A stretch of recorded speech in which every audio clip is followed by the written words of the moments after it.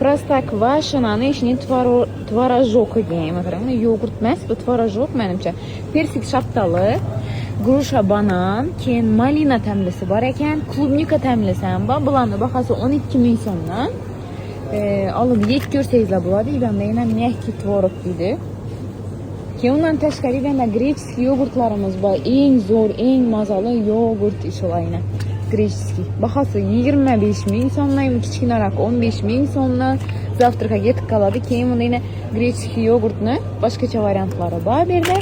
Bularning bahasi 11 ming so'mdan.